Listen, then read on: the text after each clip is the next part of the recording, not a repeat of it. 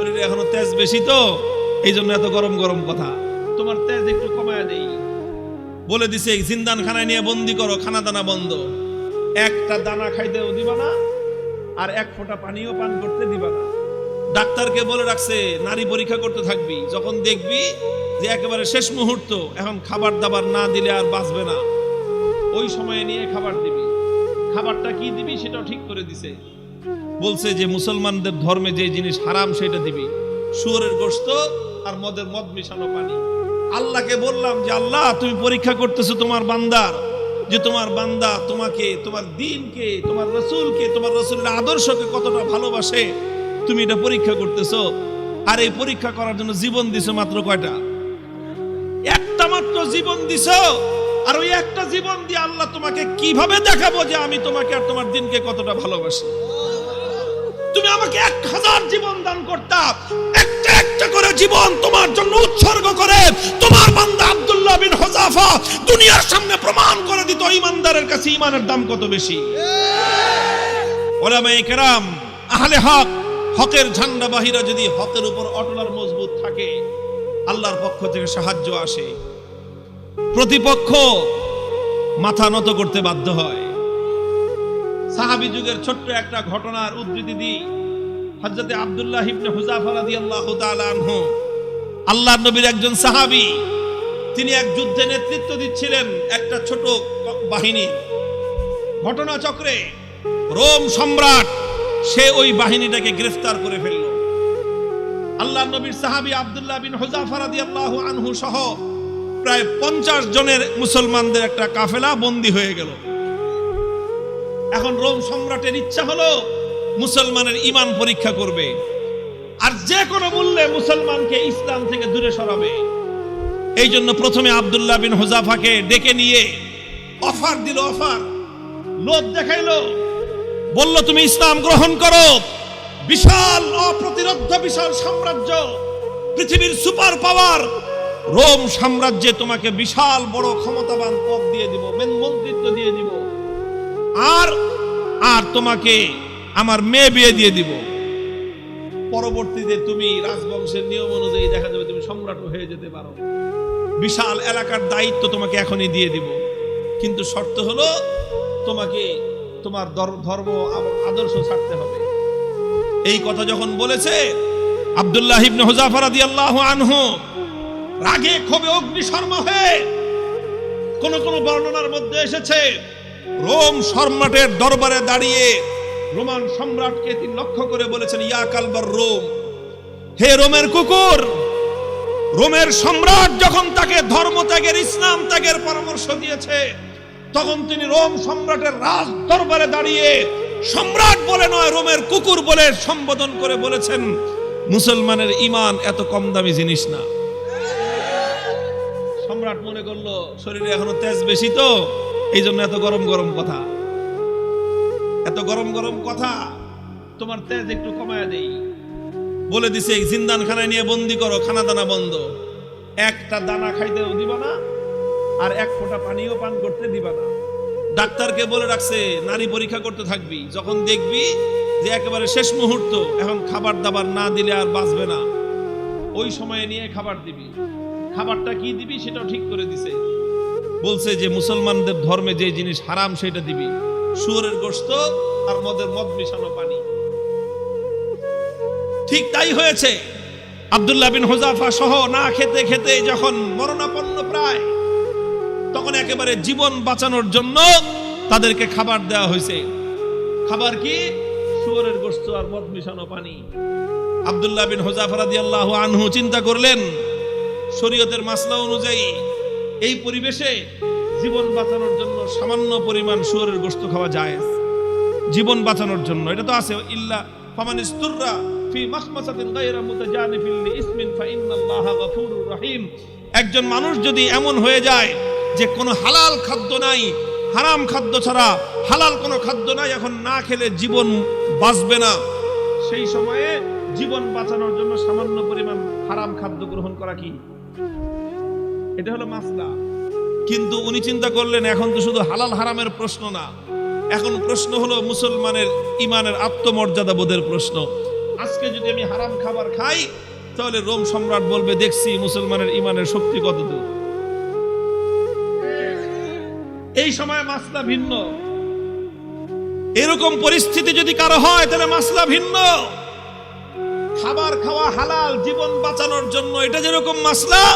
আর কেউ যদি হারাম খাবার না খেয়ে মৃত্যুকে আলিঙ্গন করে নেয় তাহলে সেই মৃত্যু হলো আফজালুস শাহাদা, সর্বশ্রেষ্ঠ শহীদি মরণ। আব্দুল্লাহ বিন হুযাফা চিন্তা করলেন এখন মাসলা দুইটা আছে। একটা হলো ফাঁকফোকরের রাস্তা, আমি এখন হারাম খেয়ে জীবন বাঁচাতে পারি। আর একটা মাসলা কি, আমি যদি আমার জীবনকে উৎসর্গ করে দেই আমার একজনের জীবন যাবে কিন্তু কিয়ামত পর্যন্তের জন্য রোম সম্রাটের দরবারে ইসলামের ঝান্ডা সমুন্নত হয়ে যাবে। সম্রাট বলবে যে মুসলমানের ইমান বাপরে বাপ, জীবন যেতে পারে কিন্তু মুসলমান ইসলামের গৌরব ভুলুণ্ঠিত হতে দেয় না। তিনি খান নাই, লাথি মারছেন একটা, এক লাথিতে সমস্ত শুয়োরের গোশত আর মদের পাত্রগুলো ভেঙ্গে চূর্ণ বিচূর্ণ হয়ে গেছে। এখন সম্রাট ডাক্তারের কয় কিরে তুই না কইলি জীবন বলে বাঁচবে না, তেজ দিকে এখন অত। ডাক্তার কয় আমাদের ডাক্তারি মতে তো এত তেজ থাকার কথা না, এটা তো ডাক্তারি মতের তেজ না, এটা তো ইমানি তেজ। এই তেজ এটা শরীরের তেজ না, এটা রূহের তেজ। এটা শরীরের শক্তি নয়, এটা আত্মার শক্তি। যে ইমানদার আল্লাহর ইমান, আল্লাহর উপর আস্থা এবং ভরসাকে দুনিয়াদারদের সামনে মাথা উঁচু করে দাঁড় করাবার চেষ্টা করে, আল্লাহ পাক তার আত্মার মধ্যে অফুরন্ত শক্তি দান করেন। আব্দুল্লাহ বিন হুযাফা যখন এটা করলেন, এবার রোম সম্রাট বলে যে দুইবার খেললাম, দোনো খেলায় হারছি। দুইবার হলো না, প্রথমবার লোভ দিছে, জিতছে না হারছে।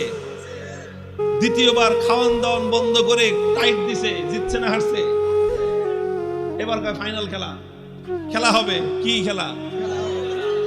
ফাইনাল খেলা হবে কার সাথে?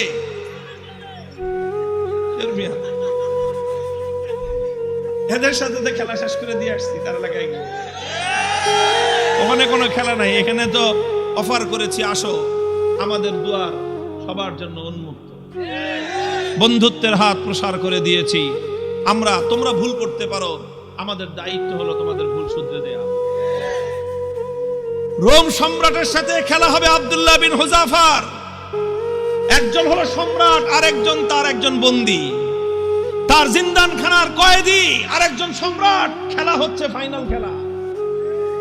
রোম সম্রাট বলল এবার একদম দেখবো চূড়ান্ত যে ইমানের তেজ কোন পর্যন্ত হয়। যতজন বন্দী বিশাল বিশাল ড্যাগের মধ্যে পানি গরম করছে, ফুটন্ত গরম দাউ দাউ লেলিহান শিকার আগুন, সেই আগুনের মধ্যে ড্যাগ বসাইছে, বিশাল বিশাল ড্যাগ, খাজা বাবার ড্যাগের মতো। খাজা বাবার ড্যাগ দেখছেন?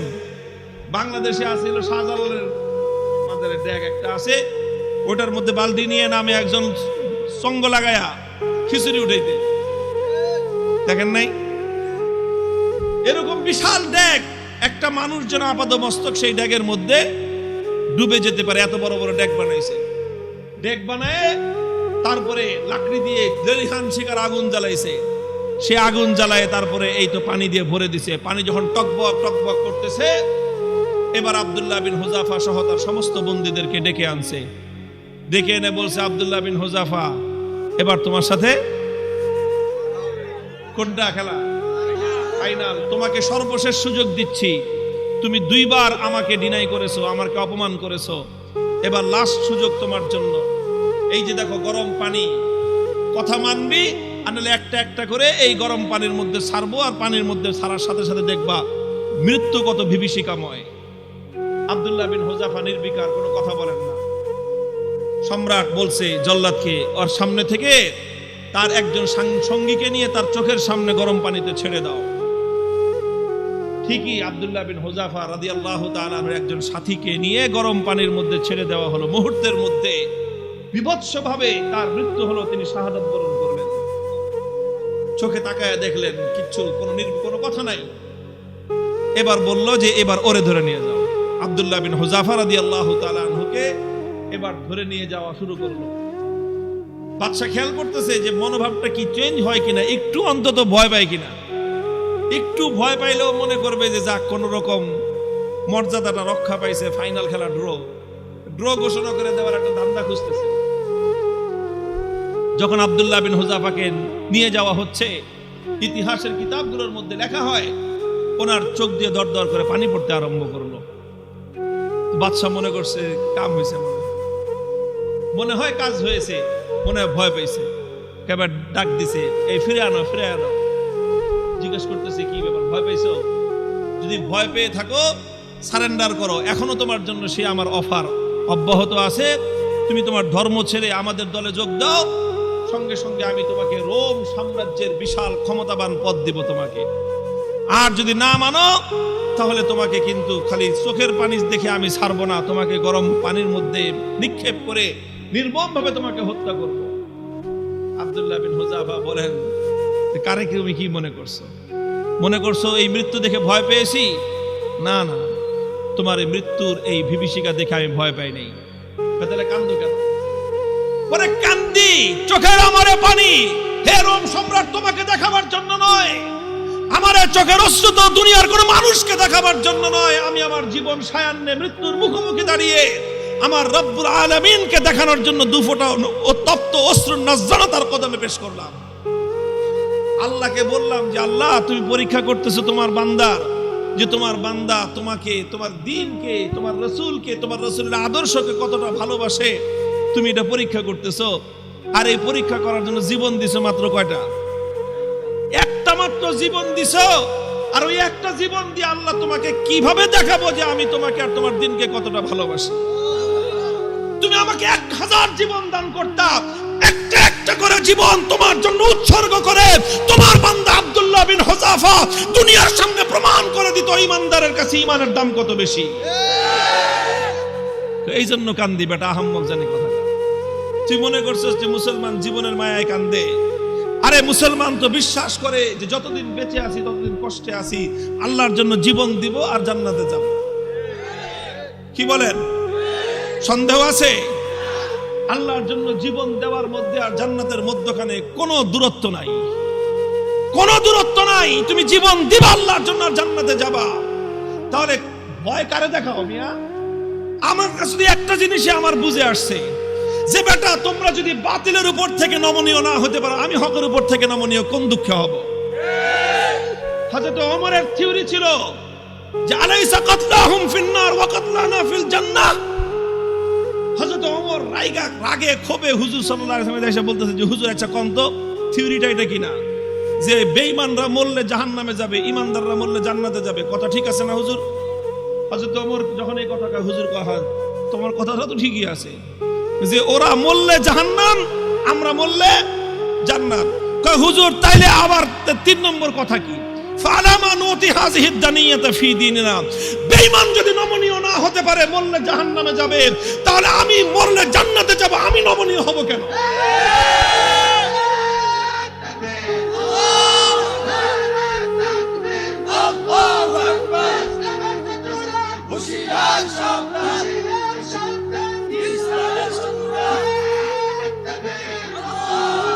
আরে বেঈমানরা যদি বাতিলের পথ ছাড়তে না পারে, ঈমানদাররা হকের পথ ছাড়বে কেন? কথার মধ্যে কোনো ভেজাল আছে? হিসাব কিতাব তো ক্লিয়ার, কথা তো পরিষ্কার এখানেই, যে এখানে নমনীয় তো তোমাকে হতে হবে, আমি কেন নমনীয় হব? যেখানে তুমি বাতিলের উপর, আমি হকের উপর, তুমি বদ্দীনের উপর, আমি দ্বীনের উপর, তুমি কোরআনের বিপক্ষে, আমি যখন কোরআনের পক্ষে, নমনীয় তোমাকেই হতে হবে, আমার নমনীয় হওয়ার কোনো স্কোপ নাই। হযরত আব্দুল্লাহ বিন হুযাফা রাদিয়াল্লাহু তাআলা আনহু যখন এই কথা বললেন, সে আরে বেটা জীবন তো একটা আছে দেখে একটা দিতেছি, জীবনে 1000টা থাকলে 1000টা দিয়ে প্রমাণ করতাম যে ইসলাম এবং ঈমানের দাম কত। এই কথা যখন বলছে তখন বাদশাহ কয় যে এটা তো মানুষ না, মানুষ কি এরকম হয় নাকি? আরে মৃত্যুর মুখোমুখি দাঁড়িয়ে মৃত্যুকে আলিঙ্গন করার জন্য পাগল। কয় জীবন একটা আছে দেখে একটা দিতেছি, 1000টা থাকলে 1000টা দিতাম। এখন তো ওর দিলের মধ্যে ভয় ঢুকে গেছে, আল্লাহ পাক রব্বুল আলামিনের পক্ষ থেকে সাহায্য আর নুসরত আসা শুরু হয়ে গেছে। আল্লাহ পাক বাতিলের অন্তরের মধ্যে ভয় এবং ভীতির সঞ্চার করে দিয়েছেন। এখন বাদশা মনে করা শুরু করছে যেটা মানুষ না, এটা অন্য কিছু। এটা অন্য কিছু হবে। এখন ওরে যদি আমি শাস্তি দেই, মারি, তাহলে আমি নির্বংশ হয়ে যাব, এরকম একটা ভয় ওর মনের মধ্যে আসছে। এখন চিন্তা করতেছে, এখন ছাইরা দে মা, ভিক্ষা চাই না, এই অবস্থা হয়েছে। এখন সে রাস্তা খুঁজতেছে যে কেমনে এখন এর থেকে বাইচা আসা যায়। এখন যদি আব্দুল্লাহ বিন হুযাফাকে এমনি মুক্তি দিয়ে দেয়, নিজের মান মর্যাদা যা আছে, প্রেস্টিজ সব বেলুনের মতো ফুটো হয়ে যাবে। এখন বলে যে ঠিক আছে, ঠিক আছে, তোমার কিচ্ছু করা লাগবে না, ঈমান ছাড়া লাগবে না, ইসলাম ছাড়া লাগবে না, কোনো কিছু করা লাগবে না, তুমি শুধু একটা কাজ করো, আমার কপালের মধ্যে একটা চুমা দিয়ে দাও, তোমাকে ছেড়ে দিব। আব্দুল্লাহ বিন হুযাফা বলেন, শুধু আমাকে একা ছাড়বা না, আমার 50 জন সাথী সঙ্গী সবাইকে ছাড়বা। না, খালি 50 জন না, তুমি যদি আরো নাম কও, ওই সব ছেড়ে দিবে। তিনি চিন্তা করেন, আল্লাহর পক্ষ থেকে নুসরত আসছে, আল্লাহর পক্ষ থেকে সাহায্য এসেছে। আল্লাহ পাক একজন বন্দির সামনে একটা সম্রাটের মাথা নত করে দিয়েছেন। কুদরত কার হাতে? ফাইনাল খেলায় জিতছে কে? কে জিতছে? হযরতে রাসূলের সাহাবী জিতেছেন, সম্রাট পরাভূত হয়ে গেছে। কথা বলেন ঠিক না বেঠিক? তিনি চিন্তা করলেন যে আমার একটা কাজ, এই কাজের দ্বারা তো ইসলামের গৌরব নষ্ট হবে না, আর সঙ্গী সাথীদের জীবন বেঁচে যাবে। ঠিক আছে, তাও ওনার আত্মমর্যাদা এতটা বেশি যে সরাসরি কাফেরের কপালে চুম্বন দিবেন, আত্মমর্যাদায় বেঁধেছে। কাফেরের কপালে নিজের পাঞ্জাবির আস্তিন রাখছেন, আস্তিন দেখে নিজের পাঞ্জাবির হাতের উপর চুম্বন করেছেন। বাদশা কয়ের যেমনি হোক, সম্মানটা তো বাঁচছে আমার, কোন রকম তো বাঁচছে। আমি খালি বলতে পারলাম যে না না না, আমি হারি নাই, হুযাফার সাথে আমার একটা মিউচুয়াল আন্ডারস্ট্যান্ডিং হয়েছে, সেইভাবে কাম হয়েছে। বাস, সব বন্দীদেরকে মুক্তি দিয়ে দিয়েছেন। এই খবর যখন খলিফা ওমরে ফারুক রাদিয়াল্লাহু তাআলা আনহুর কাছে গেছে, তিনি সাহাবায়ে কেরাম বড় বড় সাহাবীদেরকে নিয়ে অগ্রসর হয়ে আসছেন যে আব্দুল্লাহ বিন হুযাফাকে সংবর্ধনা দেওয়ার জন্য, যে আব্দুল্লাহ বিন হুযাফা, তুমি এবং তোমার 50 জন সঙ্গী আজ রোম সম্রাটের দরবারে আল্লাহর দ্বীনের ঝান্ডা যেভাবে সমুন্নত করেছো, আল্লাহর দ্বীনের গৌরব, মুসলিম জাতির মর্যাদা সমুন্নত করেছো, গোটা মুসলিম উম্মার দায়িত্ব আর কর্তব্য হয়েছে এখন তোমাকে সম্মান জানানো। এই জন্য আমি স্বয়ং খলিফা তোমাকে ইস্তেকবালের জন্য সামনে অগ্রসর হয়ে আসছি। মুহতারাম হাজিরিন, উলামায়ে কেরামকে বলি, আর আলেমদের সাথে যারা আছেন তাদেরকে বলি, হকের উপর অটল থাকতে হবে। জীবন যাওয়া না যাওয়াটা বড় প্রশ্ন নয়, বড় প্রশ্ন হলো আমার জীবনটা হকের পথে গেল কিনা। জীবনের শেষ মুহূর্ত পর্যন্ত ইসলামকে, আল্লাহর দ্বীনকে বিক্রি করে ব্যক্তিগত স্বার্থ উদ্ধার করা যাবে না। আল্লাহ পাক তৌফিক দান করেন, আমিন বলেন।